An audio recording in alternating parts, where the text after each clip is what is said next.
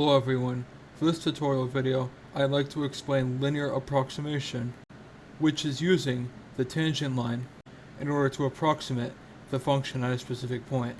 If we remember from a previous video, the equation for the tangent line at any point is tangent line at point 1 equals function at point 2 plus derivative at point 2 times point 1 minus point 2. We can see visually that as x approaches the value a, the functions have about the same value. And we can see the tangent line cuts right through the point a. So that is why using the tangent line to approximate a value is called linear approximation. For example, if we want to use linear approximation to try to guess the value of the cube root of x at x equals 8, we would first take the derivative of the function to get the slope of the tangent line, evaluate the function in question, and then evaluate the derivative at this function point.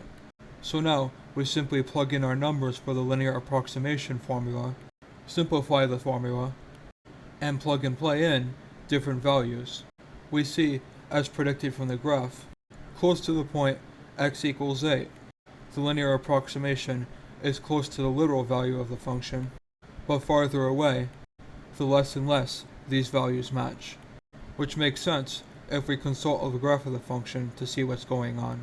We can also determine a linear approximation for sine of angle at the angle equals 0, which would be function of angle in general is sine of angle, function at 0 specifically is 0, derivative of function in general is cosine of angle, derivative at 0 is 1.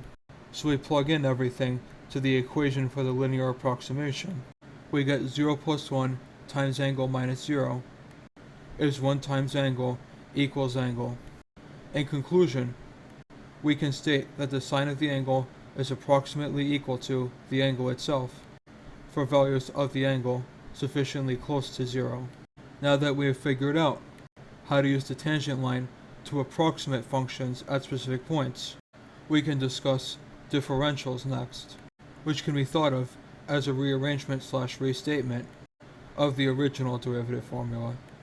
Don't forget to subscribe if you found this video informative, and make sure to see other tutorial videos, and follow me on either Facebook or Twitter for more content.